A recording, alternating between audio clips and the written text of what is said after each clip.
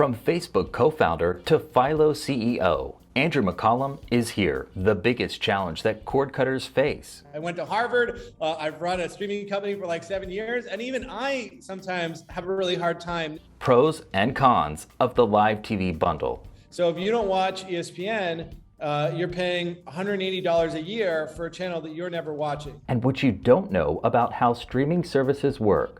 A lot of people probably aren't really aware of this aspect of how streaming services work. Plus, I'm asking your questions next. Joining me today is Philo CEO Andrew McCollum and also a Facebook co-founder. Andrew, so glad to have you here on the channel today.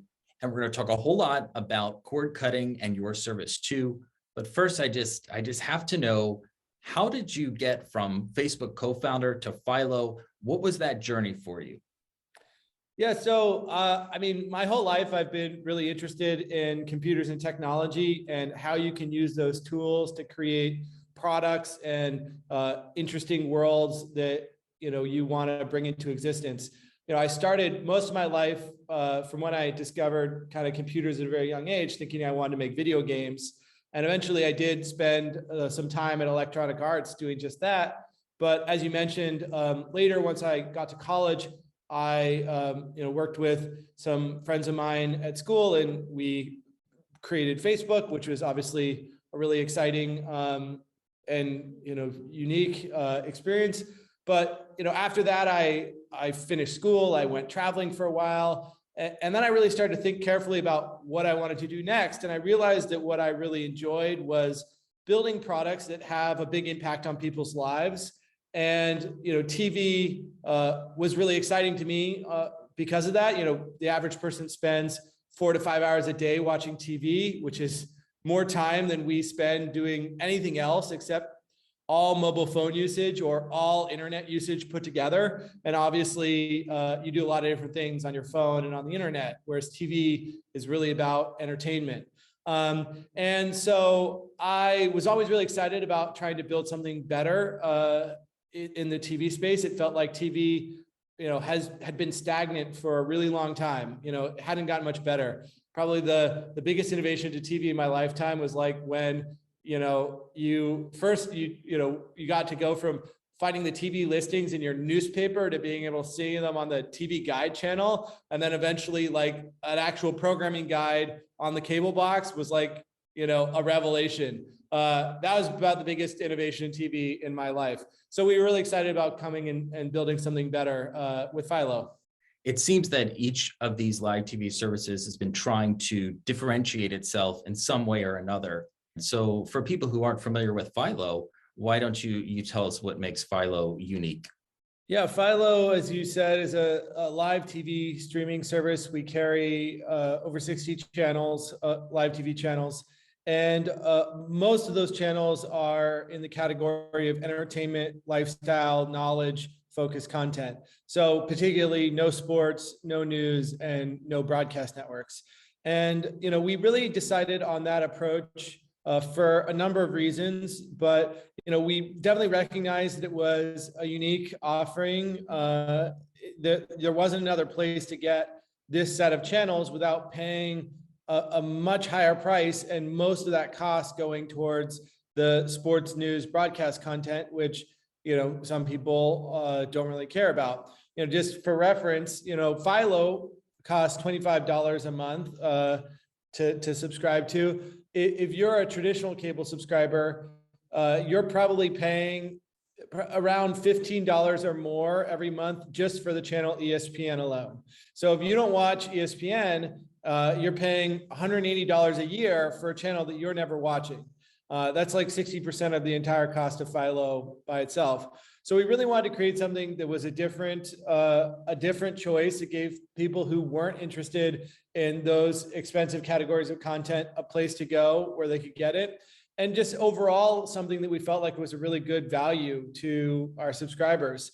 And I think, we feel really great about the direction we've taken and how we've been able to continue to offer our service at a really great value, even after 4 years, whereas others have raised their prices significantly, or in some cases taken channels or content groups off their services in an effort to try to get to a good balance in terms of value, while also making it a business that they can run.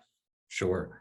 And on this channel, I help a lot of people who are first-time cord cutters, people who have cable or satellite and are paying that high price that you just mentioned, looking for something that's a little more in their range. What would you say, as someone who's leading one of these alternatives, is the biggest obstacle that cord cutters are facing right now? Yeah, from my perspective, I think the biggest obstacle is just the complexity. As much as we try to make it as simple as we possibly can to get up and running with Philo. In fact, if you download the Philo app on a Roku, you can get up and running in like 10 seconds with, a phone number and start trying it out.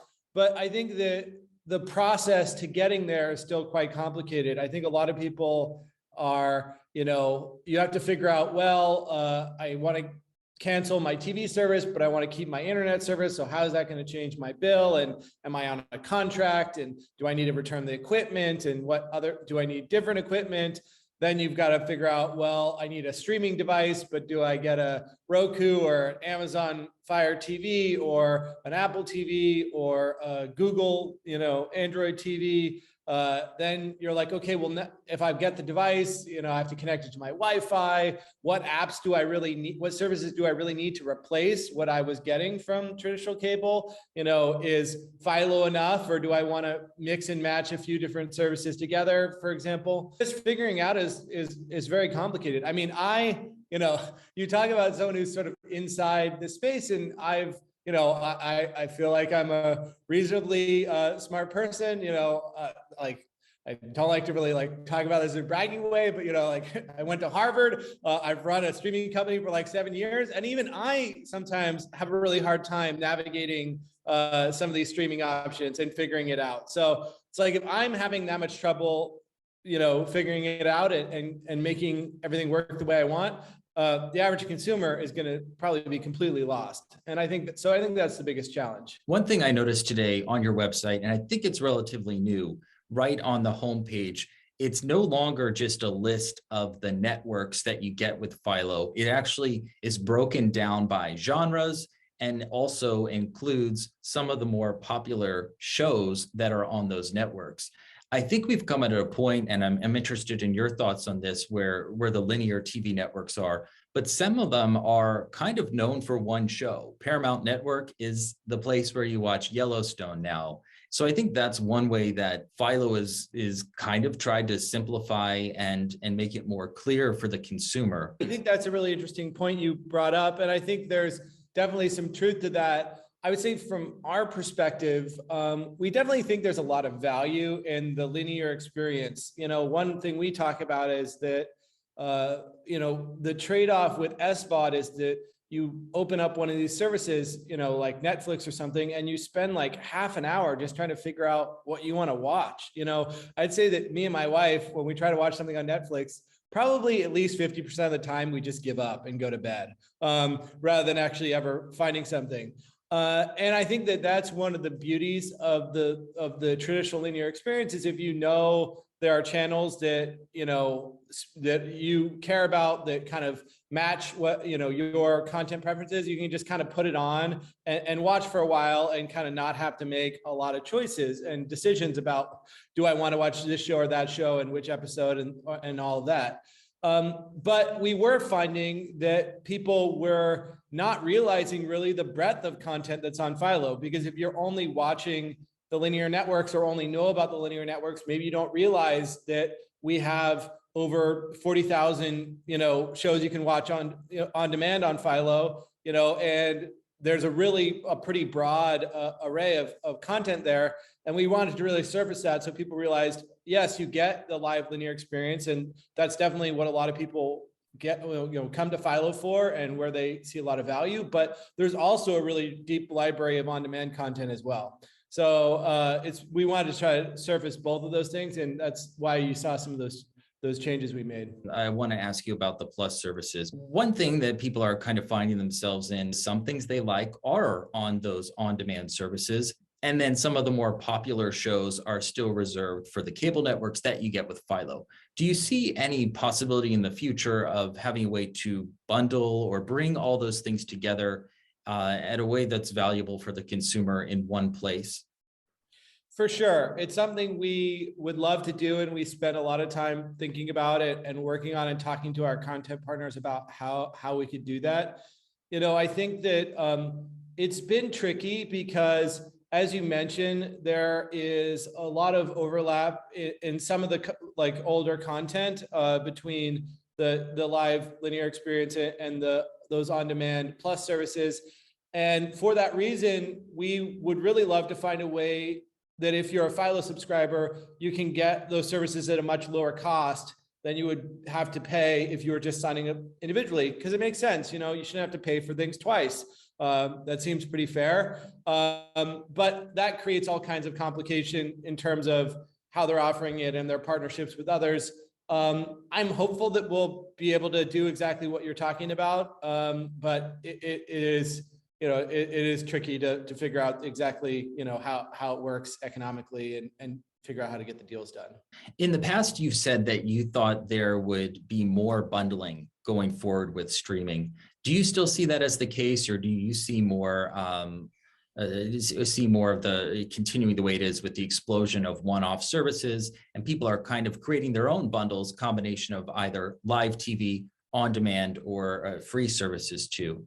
Yeah, I do think that there will be definitely more there's been such a fractionalization and splitting apart of the content across all of these different services. I do think that needs to change and will change, and they will come back together more into a singular experience, like we're talking about now with, could we offer sort of these plus offerings as part of Philo, for example. I think that I am a believer in bundling. I think that versus the typical cable options, there does need to be more choice. Obviously we have a entertainment focused package. We have no problem with sports per se. Sports are great. The issue is not should you be able to get sports. The challenge is, can you offer it in a way that doesn't force everyone to pay for it if they don't want it? For example, does that in the future look like a non-sports package like maybe we have today, and then a sports package for people who want that content, and it includes those channels that bring a lot of cost, but also for the people that want them, provide a lot of value. And then maybe, I don't know, maybe news could be a category in and of itself as well. There's a lot of people who talk to us and say, we really want news on Philo. And we say, well, that's great, but if we added those channels, we would have to add a ton of other channels that would drive the cost way up to $70 or something, like a lot of the other, big bundle streaming services.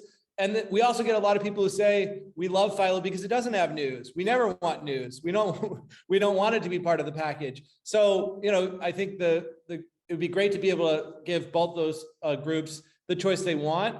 But still, I think some concept of bundling where you're not having to individually decide every channel and every service that you want to subscribe to and figure out on an ongoing basis what shows are where and which things you need to subscribe to or unsubscribe from to kind of like create your optimal TV package. I don't think that really serves anyone best, including consumers. It's really complicated. It drives up cost because when you're subscribing to everything individually, the price is higher. And it just generally, makes everything a lot more complex than it needs to be. Speaking of bundling, one of the questions that I did get from a viewer, would Philo ever consider adding Weather and USA to compete with Sling?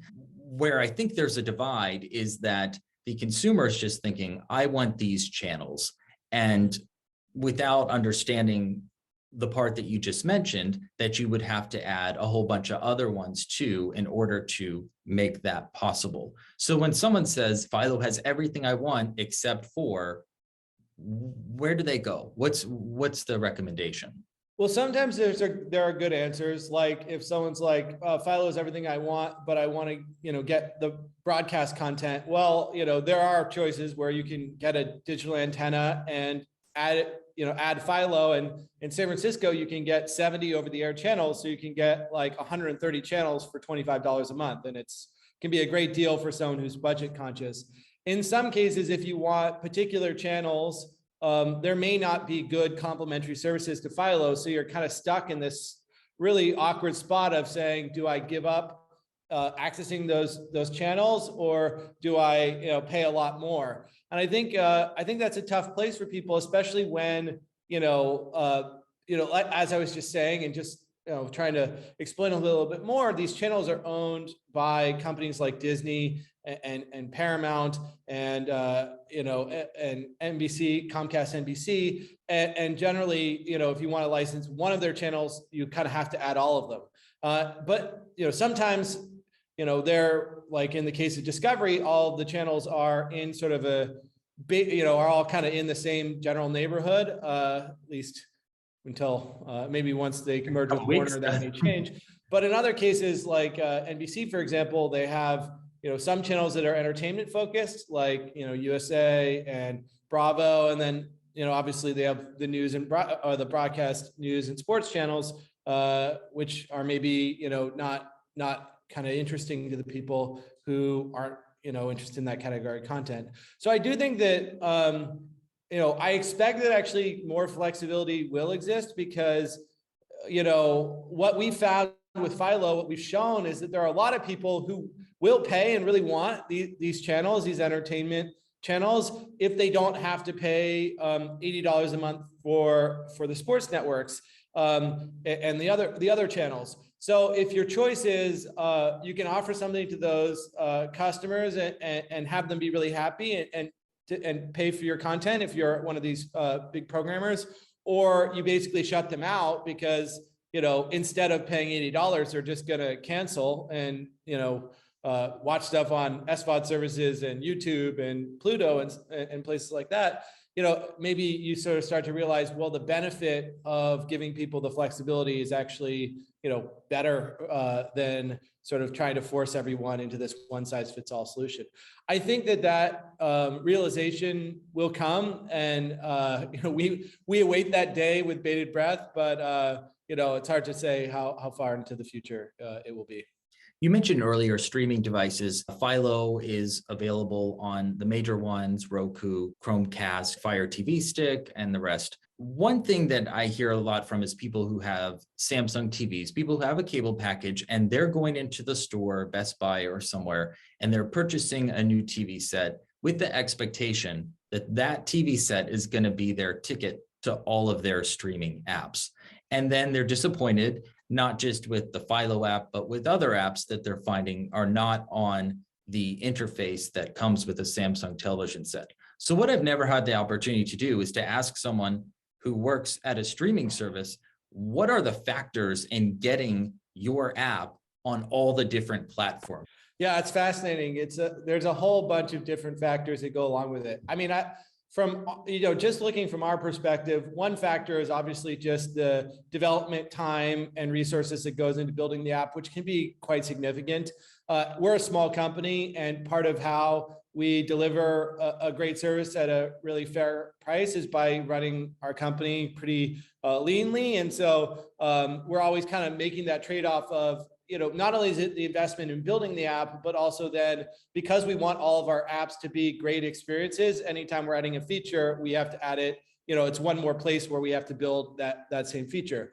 But, beyond just the development piece, you have to go almost, to be present on really any of these platforms, you essentially have to go and do a deal to allow your app to show up. And there's all kinds of restrictions and terms come along with that deal in terms of how the platform is compensated essentially for people using your service on their device. A lot of people probably aren't really aware of this aspect of how streaming services work. They probably think, well, I go and I buy a Roku or a Fire TV or a Samsung TV, and anyone who wants to make an app can put it there, and then I'm just transacting between me and the person creating that app or service. But really, what they don't realize is that actually the platform really is sitting in the middle of that. Just like, I mean, it's been covered a lot in the news how apps on the iOS App Store and including Apple TV, you can only use Apple's billing, and they take a pretty significant cut, when you do that. That is not, that has a big effect on how these services are offered. If you're a consumer, you're effectively paying the price of that, along with the cost, the underlying cost of the service. So I think that that's an interesting dynamic. It's definitely one that can be challenging to navigate. A lot of these rules, when you think about them, can come off as fairly draconian. A lot of these app stores won't even allow you to tell someone that they can subscribe on the website or give them a link to do that. It would sort of be like if you were a company that made coffee makers, for example, and you wanted to sell them in Target. It would be like Target saying you can't put anything in the box, even in the manual, telling people what your website, if they want to buy coffee filters or buy replacement parts or whatever, you have to send them back to Target to get that instead, which would be kind of crazy. You're like, well, how does that make any sense? And so, a lot of these rules can feel very onerous, and, it's challenging to navigate what the best trade-off is. But I'd say that, to your point, though, we do recognize that there are other big platforms that we're not on that people would love to be able to use Philo on. Samsung's definitely probably the biggest one, and it's something we're starting to work on. And can't announce yet when Philo will be on Samsung, but it's something we're looking at pretty carefully. Another question I got from viewers relates to the promotions. And if there's anything that you see that services could do to kind of reward the customers who don't stop and start their subscription several times a year, who stick with Philo because they believe in the content and they just like the company, the service, whatever it may be. Yeah, you're really speaking my language. We spent a lot of time thinking and talking about this question. One of the really big things we do is that we mostly have kept our service pretty similar to the way it was since we launched. But last year, at the same time, we increased the DVR from 1 month to a year. We did, the price did go up from $20 to $25, which is the first and only time we've raised our price since we launched. But when we did that, we allowed everyone who was already a Philo subscriber to keep their existing plan at their existing price, and we didn't force anyone to upgrade, and we didn't increase anyone's bill. And that was really important to us. We wanted to treat our loyal subscribers well, and so we maintained that. And that's an approach we've taken every time we've made a change to our subscription offerings. We've always allowed the people who are already subscribed to keep what they have, or make it better. We've added channels to our existing packages as we've added them, to the service in a lot of cases. And so people have gotten more without seeing any change to their price. So that's something we care a lot about. We've talked about things that we could do to go even further along those lines. I'm a big believer that you should be rewarded if you're a loyal subscriber. It used to drive me crazy, and still does, except that I'm no longer a cable subscriber. But this idea that, you got this sort of promo price for 6 months or a year, and then, without really even telling you or without noticing, your bill would double. And then later you'd kind of notice, and you'd have to call them up and haggle with them and pretend like you were going to cancel, or actually cancel so you could get a new promo price. And it felt really hostile to people who are loyal customers. And I feel like we've really tried to take the opposite approach at Philo, which is that we do sometimes offer, deals to people, in that first sort of month or so, but we definitely really try to make sure that the people who have been subscribed for a while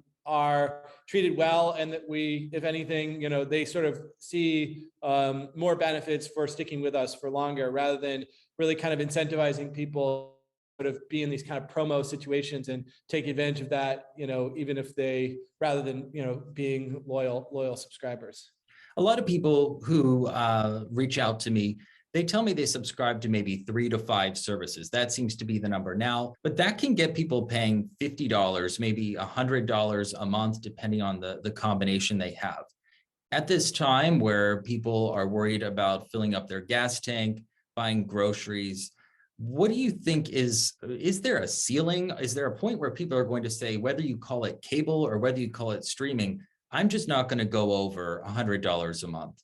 Well, I do think that it sort of gets back to that point about kind of bundling and how if you could bring some of these things together, you could actually probably offer it at a significantly lower cost. But I think, you still have this question of, how many services there are out there and how much you want to subscribe to. I would say that, while originally, cord cutting really was a way to lower your cost, for a lot of people, probably they are in a situation now where they may be paying just as much or more for the package of content that they're getting than they were with cable.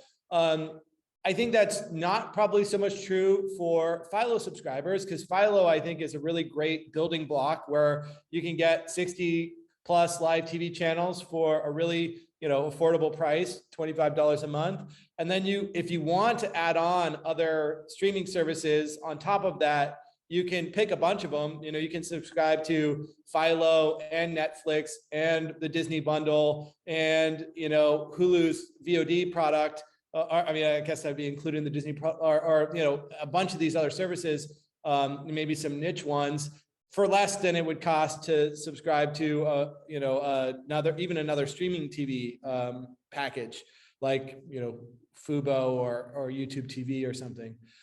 So it gives you a lot of flexibility because the price is a lot lower. But I do think ultimately if there's an ability to consolidate some things and, like I said, avoid customers having to basically pay twice for the same content, you could bring the cost down quite a lot for people and also make the experience simpler. You've mentioned more bundling as services consolidating the number of services. You've also mentioned the possibility of more flexibility with the bundles, the linear bundles. Is there any other things you may see on the horizon as you look to the future of cord cutting? Yeah, well, I definitely think one really interesting kind of evolution that we think a lot about is that right now, these different categories of content, traditional TV, sort of the ad-supported AVOD content, free TV that's ad-supported, and these SVOD streaming services all kind of exist in separate silos. And I think that we also see that coming together more in the future, in that you should be able to access all these different types of content within the same experience. We've started to add what we call free channels to Philo, which are channels that bring additional content to the platform, but don't drive additional cost. And I think we'll probably do more of that. But also, and I also touched on how actually a lot of people aren't really aware of kind of the depth of the on-demand content on Philo because they largely see it as the linear networks. So I think there's ways that we can evolve the product experience to better enable that to happen. Just one example, it's really just to think about just the concept of a TV channel. It's really a relic of this time when there was literally an antenna on top of the tallest hill around, broadcasting out a signal to everybody in real time. And the technology for Philo no longer works that way. We can send a different video stream to everyone who's watching, which is how we enable things like starting programs over from the beginning, for example. But you could take that even further and say, why shouldn't a TV channel work more like a Spotify or Pandora radio station, where if you don't like what's on, you don't have to wait an hour for a new show to come on. You could just skip to the next thing. And maybe over time, we can actually learn a little bit better what your likes and dislikes are, and tailor the channel to better match your preferences. And so things like that, you can sort of imagine an experience that kind of takes the best of all these different worlds and puts it together, where you get the flexibility of the SVOD kind of experience, where you can skip if you don't like what's on, you can skip ahead to the next thing. You can pick a show or episode to watch and watch it kind of on demand. You get the variety that comes from bringing in the ad-supported content in addition to the premium content. You get the kind of simplicity and ease of the linear experience, where you don't have to kind of pick and choose every single thing you want to watch, and it can be really overwhelming to kind of navigate that. I think there's a way to bring all those things together in a much more harmonious and easier experience for consumers. So that's really exciting. And what that allows you to do also is to weave in more content that is not necessarily that's not necessarily associated with really strong brands, or I guess another way to put it is, like, for something to be on TV, there's a pretty high bar for like the quality and also the wide appeal that it needs to have, because TV, the traditional TV channels are a very scarce resource. You can only have one show on and every half hour block, depending on how long it is. So that really limits kind of the types of content that can be successful there. But if you have a platform that allows for content that is available through more financial models, like it's ad supported or other supported in other ways, and you have a platform that can surface content more flexibly, it's not just a 24/7 network, you could allow the ability to have more niche content in a way that creates more choice for people and doesn't drive up cost. So I don't know, that's probably like getting pretty deep into the sausage making, but you can get some sense for, I think, like how when you kind of evolve what the TV experience is and broaden that a bit, it allows for a lot of opportunity that's not really being kind of met today. Absolutely. Andrew McCollum, Philo CEO, thanks so much for joining me today. Yeah, thanks so much for having me. Really enjoyed it.